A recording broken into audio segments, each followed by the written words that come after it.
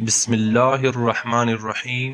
السلام علیکم ناظرین و قارئین کرام کو اپنے چینل دا ہسٹری ہب میں خوش آمدید کہتے ہیں۔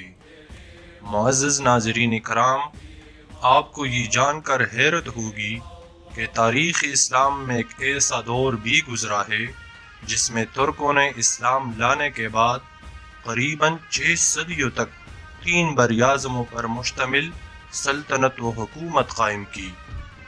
ترک کون ہیں؟ کیسے اسلام میں داخل ہوئے؟ کیسے اپنے زمین سے بے دخل ہوئے؟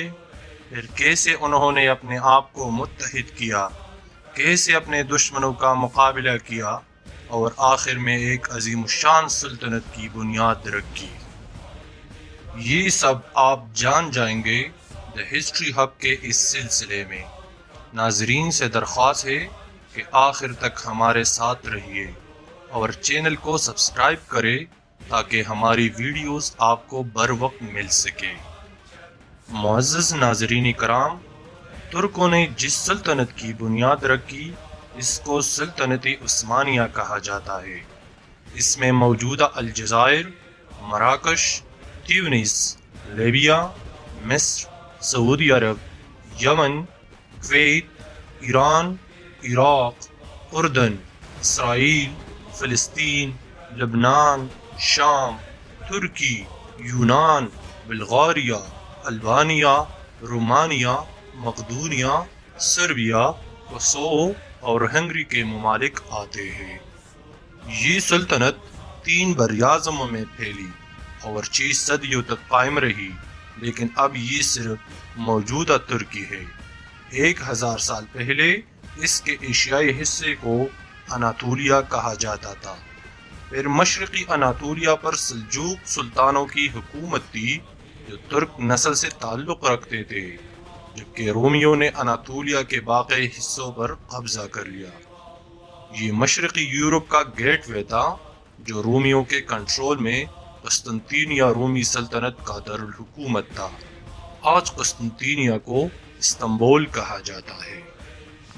اس وقت کے رومی سلطنت کو بازنطینی سلطنت یا مشرقی رومی سلطنت کہا جاتا تھا۔ اناطولیہ کے رومی حصے میں وان نامی ایک خوبصورت جھیل واقع ہے۔ جھیل کے کنارے پر ایک عظیم الشان تاریخی چرچ موجود ہے۔ اس کی دیواروں پر بائبل کی ایک کہانی کندہ ہے۔ 1000 سال پہلے اس جھیل کے کنارے ایک مختصر جنگ لڑی گئی تھی جس نے تاریخ بدل دی تھی۔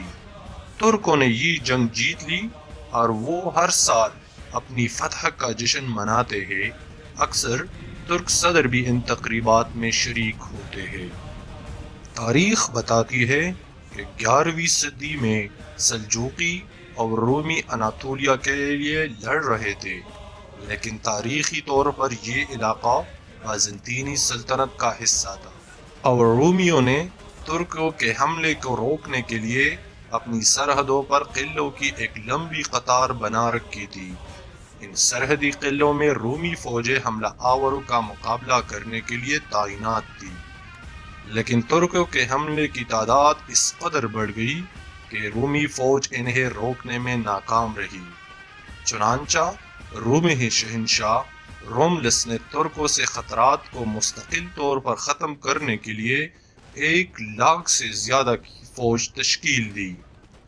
جس وقت شہنشاہ روملس ترکوں کے ساتھ جنگ کی تیاری کر رہا تھا، سلجوقی کا سب سے طاقتور سلطان ترک الف ارسلان مصر کی فاطمی خلافت کے ساتھ جنگ میں مصروف تھا۔ فاطمی خلافت نے یروشلم اور شام کے سرحد کو کنٹرول کیا۔ الف ارسلان انہیں پکڑنا چاہتا تھا۔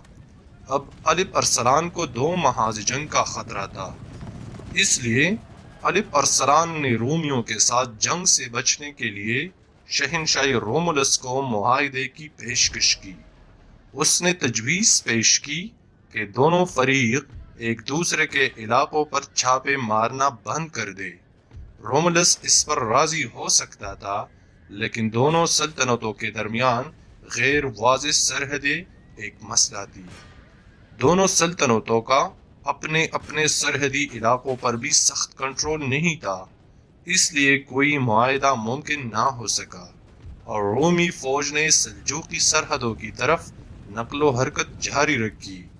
روملس ایک بڑی فوج کی قیادت کرتے ہوئے 1071 میں اناطولیہ کے علاقے منذکرت پہنچا۔ سلجوقی سلطنت منذکرت سے زیادہ دور نہیں تھی۔ اس صورتحال میں الپ ارسلان کے پاس ایک محاذ چھوڑنے کے علاوہ کوئی چارہ نہیں تھا۔ ارسلان نے فاطمیوں کے ساتھ جنگ بند کر دی اور رومیوں کا مقابلہ کرنے کے لیے تیار ہونے کی اپنی طاقت کا مرکز ایران واپس چلا گیا۔ الپ ارسلان نے 30,000 سپاہیوں کی فوج تیار کی، جس میں اعلیٰ تربیت یافتہ گھڑ سوار اور تیر انداز شامل تھے۔ الپ ارسلان اور اس کی فوجیں وان جھیل کے کنارے پہنچ گئی اور رومی فوج کے ایک بڑے حصے کو گھیرے میں لے لیا۔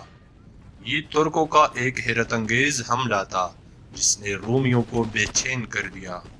رومیوں کو ایک اور دھچکا لگا جب ان کی افواج میں موجود ترک کرائے کے فوجیوں نے غداری کی۔ وہ الپ ارسلان کی فوج میں شامل ہو گئے۔ اس پیش رفت نے رومیوں میں الجھن پیدا کر دی۔ چنانچہ رومی فوج کا ایک حصہ بچ نکلا۔ اس نے بقیہ رومی فوجیوں کا حوصلہ بھی پست کر دیا۔ یہ فوجیں روملس کی کمان میں تھی، لیکن اچانک ایک افواہ پھیل گئی کہ بادشاہ مر گیا ہے۔ اس افواہ نے تمام مسیحی فوج کا جنگی جذبہ چھین لیا۔ کچھ دیر تک ترکوں کا سامنا کرنے کے بعد رومی فوجیں پیچھے ہٹنے لگے۔ رومیوں کے پاس بڑی فوج تھی، لیکن وہ 24 گھنٹوں میں ہار گئے۔ لیکن ایک اور حیرت انگیز چیز ہونے والی تھی۔ جنگ کے اختتام پر ایک سلجوقی سپاہی ایک زخمی رومی سپاہی کے ساتھ سلطان الپ ارسلان کے سامنے آیا۔ سلطان نے پوچھا، یہ کون ہے؟ سپاہی نے جواب دیا، وہ رومی شہنشاہ روملس ہے۔ الپ ارسلان کو یقین نہیں آ رہا تھا کہ رومی شہنشاہ اپنے پاؤں پر پڑا ہے۔ ارسلان نے روملس کی گردن پر پاؤں رکھ کر پوچھا، اگر میں تمہاری جگہ ہوتا تو تم میرا کیا کرتے؟ روملس نے جواب دیا، میں تمہیں قتل کر دیتا یا زنجیروں میں جکڑ کر قسطنطینیہ کی گلیوں میں گھسیٹتا۔ الپ ارسلان نے کہا، تم سوچ بھی نہیں سکتے کہ میرا بدلہ کتنا ہولناک ہوگا۔ میں تمہیں معاف کر دوں گا۔